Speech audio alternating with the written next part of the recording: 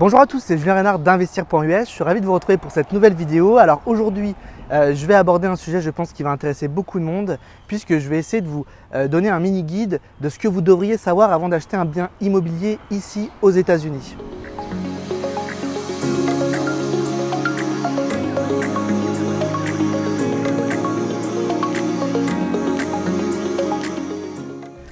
Pour ceux qui le savent déjà et qui me suivent depuis un certain temps, je suis investisseur immobilier aux États-Unis moi-même. Je suis également agent immobilier en Floride. Donc le but de cette vidéo, c'est vraiment de vous apporter quelques basiques, le B à bas un peu de ce que vous devriez savoir en tant qu'acheteur immobilier aux États-Unis. Il y a des choses qui sont très différentes. Si on vient d'Europe ou si on vient d'Amérique du Nord, notamment du Canada francophone, évidemment avec les États-Unis, les choses ne se déroulent pas de la même manière sur une transaction immobilière. Donc très clairement, je voulais vous faire part de mon expertise. Ça fait maintenant plusieurs années que je vis aux États-Unis, je suis propriétaire de ma résidence principale, j'ai également une multitude de biens dans lesquels j'ai investi. Et puis j'ai accompagné un peu plus de 200 investisseurs francophones depuis 2017 aux États-Unis sur leur acquisition immobilière dans plusieurs États. Donc j'ai plutôt une vaste expérience et surtout je crois que j'ai l'habitude d'expliquer les choses pour des gens qui viennent de l'étranger et d'essayer de vulgariser les choses.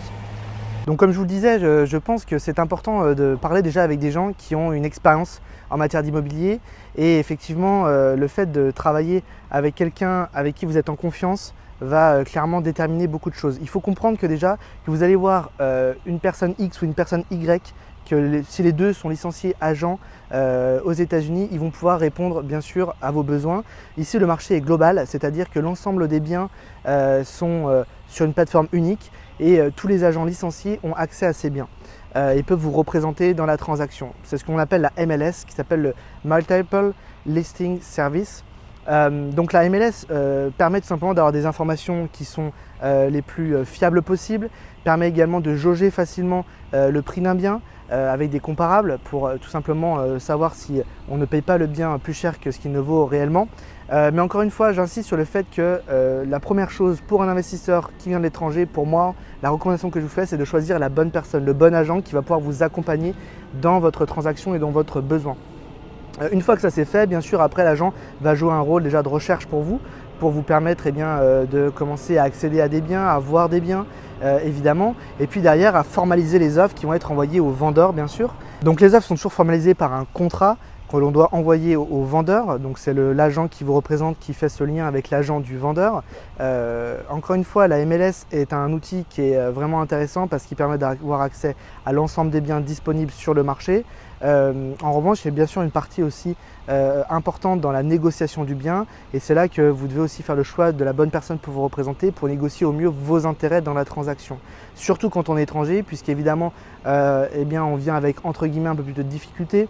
Ça peut provoquer un petit peu plus d'inquiétude de la part des vendeurs et donc pour formaliser des offres, il faut vraiment être carré, rassurer l'agent du vendeur pour qu'il puisse expliquer au mieux l'offre qui a été formulée et surtout qui sont les acheteurs derrière cette offre. Ça, c'est ce qu'il y a de plus important. Je parle de ça en plus dans un contexte actuel, on est à l'été 2021 où on a vraiment une pénurie d'inventaire sur beaucoup de marchés.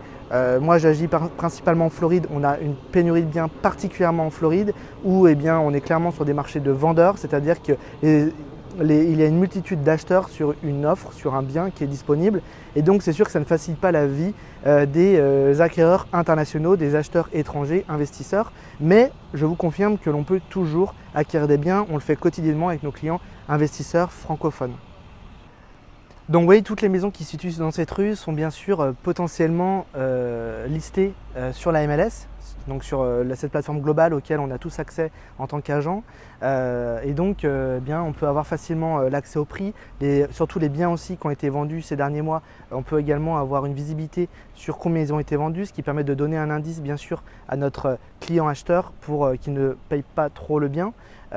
Qui reste sur un prix qui soit cohérent par rapport au marché. Maintenant, j'aimerais revenir surtout sur votre to-do list en tant qu'investisseur immobilier. Qu'est-ce que vous devez penser en tant qu'investisseur immobilier quand vous arrivez aux États-Unis? La première chose, c'est bien sûr, vous allez devoir montrer le plus de choses possible d'un point de vue financier.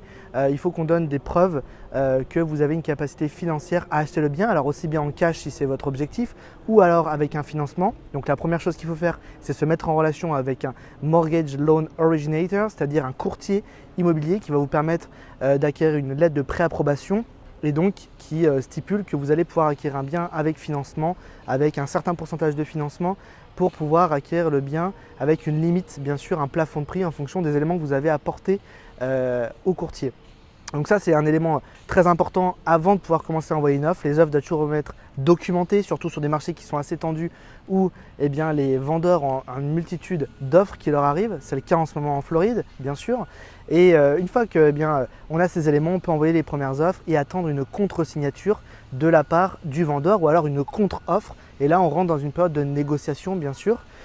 Il arrive que l'on fasse régulièrement des offres au-dessus du prix qui est listé sur des marchés tendus, encore une fois comme aujourd'hui en Floride. Quand on veut qu'un financement, on doit se battre avec des gens qui achètent en cash et qui payent parfois le prix complet du listing. C'est même très récurrent en ce moment. Donc c'est pour ça qu'il faut avoir conscience que parfois il faut aller au-dessus du prix du listing, ce qui peut paraître incroyable, mais eh bien, ça fait partie des marchés dynamiques. Ça ne veut pas dire qu'on paye, qu'on fait une mauvaise affaire, ça veut simplement dire que le marché est très dynamique, qu'il est en forte augmentation. Par exemple, sur le marché à Port Charlotte sur lequel on agit, les biens ont pris 23% en valeur l'année dernière. Ils vont prendre au moins autant cette année, c'est-à-dire que chaque mois, le bien prend en moyenne 2 à 3%. Donc, surpayer un peu aujourd'hui pour acquérir le bien et se positionner, avoir le bien, détenir l'actif, à mon sens, ce n'est pas de l'argent gaspillé puisqu'on sait qu'on est sur un marché qui va encore se valoriser a priori pendant des années et puis qui est encore aujourd'hui très abordable. Donc, une fois que la contre-offre a été signée, qu'on a trouvé un accord, il faut faire un dépôt de garantie sur le compte séquestre du notaire qu'on appelle une title company aux États-Unis. Et puis en parallèle, eh bien, le processus de financement avec la banque va se mettre en place, fournir les documents. La banque va également demander à un estimateur qu'on appelle un appraiser aux États-Unis de venir faire une estimation du bien qui se base sur des comparables. Bien sûr, la banque ne veut pas prendre un risque démesuré et donc évidemment, elle va prêter l'argent si le contrat eh bien, a été acheté au bon prix ou en tout cas, elle va donner une limite sur eh bien, l'argent qu'elle va prêter.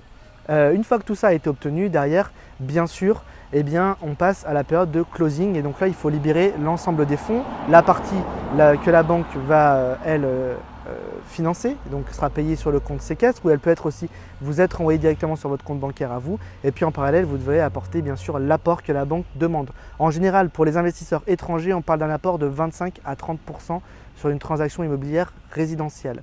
Petit focus que je vais également vous apporter concernant eh bien, les prérequis que l'on peut mettre sur un contrat. Déjà, on a toujours une période d'inspection qu'on appelle sur un bien, en tout cas que je recommande de mettre. On n'est pas obligé de la mettre.